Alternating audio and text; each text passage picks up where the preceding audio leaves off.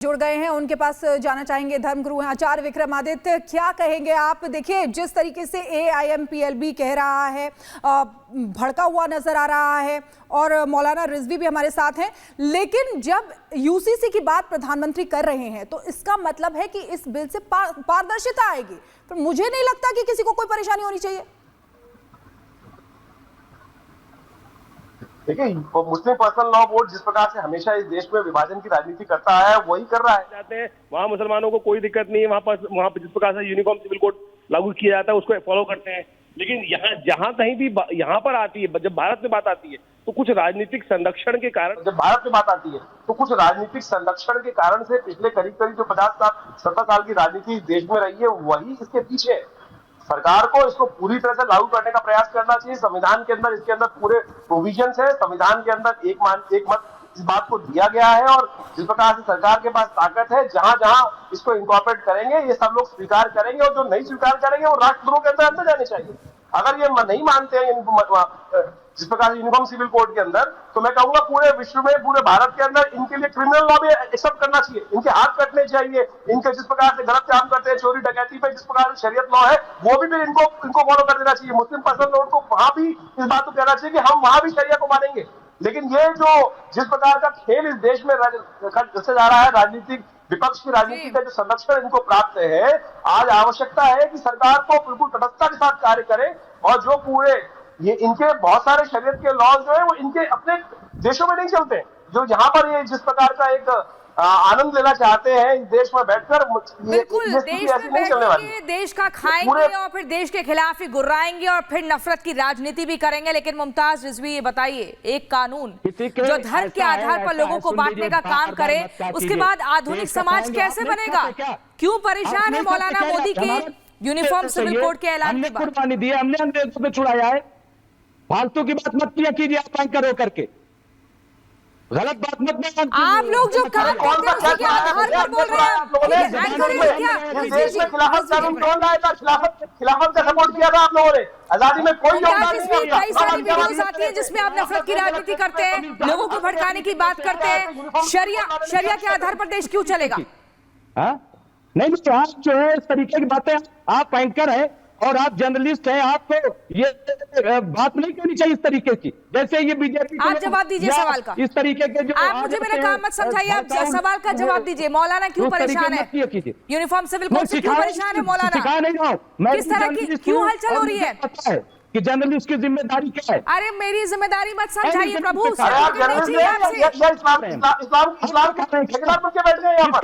एक कानून जो धर्म के आधार पर समाज को बांटता हो, उसके बाद आधुनिक समाज कैसे बनेगा? इसका जवाब दीजिए मुमताज रिजवी।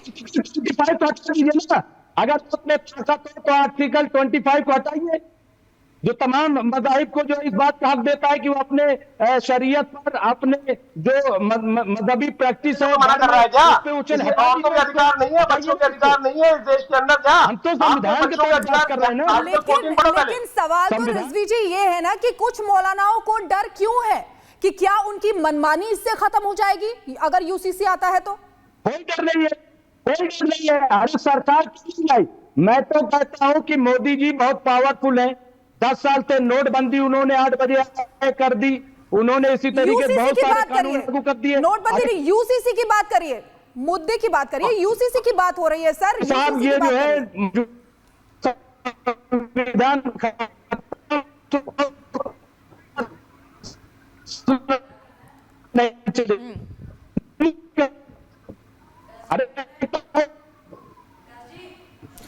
और राजकुमार पाल पॉलिटिकल एनालिस्ट हैं, वो भी हमारे साथ जुड़ गए हैं, उनका भी रुख कर लेते हैं। UCC को लेकर हम चर्चा कर रहे हैं सर, और एक तरफ जहां मौलाना घबराए हुए दिखाई दे रहे हैं, तो दूसरी तरफ PM का वो ऐलान और बयान कि अब जरूरी है एक देश और एक कानून की तरफ आगे बढ़ना। नहीं, नमस्कार पैनल को। वाकई जरूरी है, और हिंदुस्तान में अंबेडकर का संविधान चल रहा है, कानून हिंदुस्तान का चल रहा है, तो उसमें मुस्लिम लॉ बोर्ड का क्या जरूरत है? और क्यों उसके लोग मुस्लिम लॉ बोर्ड की, कोई यह सीरिया है क्या? तो कोई अफगानिस्तान है, बांग्लादेश है?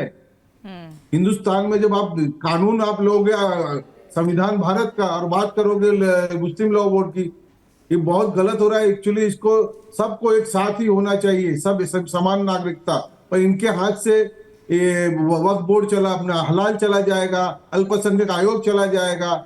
इनको ये डर रहता है हज पे पैसे मिलते वो चले जाएंगे, सबको मिलेंगे, सबकी बात होगी, सबका साथ सबका विकास होगा। ये इनको हजम नहीं हो रहा है और फिर कहेंगे हमको कुछ मिलता नहीं, लेते सब है, मिलता सब कुछ है और लेते नहीं, बोलते रहते हैं। आचार्य दो विक्रमादित्य, मुही बात करते हैं, मुस्लिम लॉ नहीं चलेगा यहाँ पे यूसीसी सबके समान नागरिकता, समान चीजें मिलनी चाहिए। राजकुमार पाल जी की बात को ही आगे बढ़ाते हुए आचार्य विक्रमादित्य जी आपके पास प्रयास आएंगे। किया जा रहा है जी, ये कह रहे हैं कि अगर एक कानून की बात हो रही है तो इनका हज का पैसा जो है वो चला जाएगा, हलाला रस्म पर रोक लग जाएगी, एक बीवी के रहते हुए दूसरी बीवी नहीं रख पाएंगे, संपत्ति में बंटवारा कैसा होगा वो भी सबके लिए समान होगा, इसलिए परेशान हो रहे हैं। आचार्य विक्रमादित्य जी, आपका क्या कहना है इस पर? बिल्कुल, मेरा कहना यह है कि अभी मौलाना साहब जो बैठे हुए थे, अपना को जर्नलिस्ट कह रहे थे, वो आर्टिकल 25 की बात कर रहे थे। पहले आर्टिकल 14 पढ़ रहे ना, समानता की बात है, इक्वालिटी की बात है। क्या लेडी, जेंट, पुरुष, स्त्री, बच्चे सबके अधिकार बराबर नहीं होने चाहिए? ये क्या स्थिति बता रखी है? मुझे बताइए, अगर इनके यहाँ अगर ये कहते हैं कि स्त्रियों को, आदमी को 4 शादी करो, मैं कह रहा हूं औरतों को भी दे दो पावर।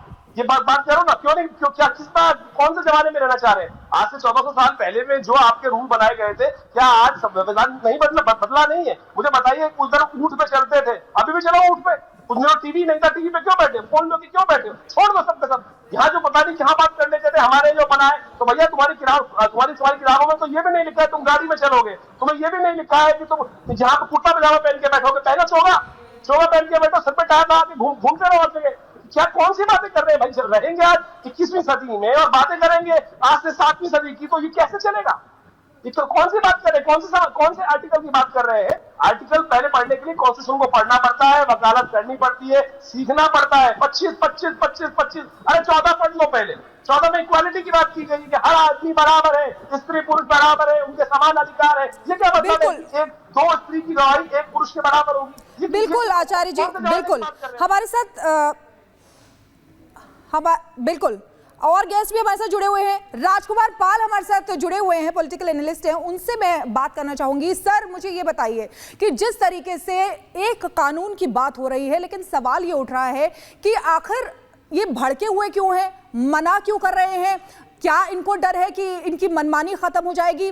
साफ शब्दों में अगर कहा जाए तो क्या एजेंडा इनका है इस तरीके से करना? हिडन एजेंडा, बिल्कुल। देखिए, साफ शब्दों में ये बात है कि इनकी जो अल्पसंख्यक की नागरिकता है ना, जो अल्पसंख्यक, आज हिंदू 80 करोड़ तो 40 करोड़ ये लोग हैं कि किस कोने से अल्पसंख्यक है ये देश के नेता बताए। अल्पसंख्यक सिख है, जैन है, ईसाई है, पारसी है, इनसे कई गुना कम है, लेकिन एक विशेष दर्जा इनको दे दिया गया है, वो लाभ छीन न जाए, समान नागरिकता में सब लाभ छीन न जाए। और देश के सारे नेताओं से सवाल है, ये अल्पसंख्यक 40 करोड़ लोग होते हैं क्या? हिंदुओं के बाद सबसे बड़ी आबादी इन्हीं की है, फिर अल्पसंख्यक का दर्जा इनको क्यों है? ये आज हर भारत में मैं पूछ रहा हूं सभी लोगों से कि क्यों इनको अल्पसंख्यक का दर्जा है? जनसंख्या समाधान होना चाहिए, जनसंख्या विस्फोट बचना चाहिए। ठीक है, बिल्कुल। और ये भी एक बार बताइएगा कि क्यों इतना महत्वपूर्ण हो जाता है, ब्रीफली आप बताइएगा क्यों इतना महत्वपूर्ण हो जाता है? क्योंकि जब प्रधानमंत्री ने भाषण दिया था तो उन्होंने एक बात और कही थी कि जब हम डेवलप कंट्रीज की बात करते हैं, विकसित भारत की लगातार बात करते हैं प्रधानमंत्री, तो इसके लिए जरूरी है कि एक देश में एक ही कानून हो, क्योंकि जब डिवीजन होता है तो फिर और सारी चीजें इंक्लूड हो जाती है। प्रधानमंत्री भी कहता है और देश भी यही पूछता है, देश भी यही चाहता है कि समान हो, हमको उनको कुछ छीनना नहीं है, दे रहे हैं। अल्पसंख्यक बोर्ड का कितना आपको बताइए, मौलाना आजाद बोर्ड का कितना फंड है, आप देखिए इसका हलाल पे कितनी इनकी रेवेन्यू, भारत से ज्यादा, भारत सरकार से ज्यादा। राजकुमार पाल जी, आपको यहाँ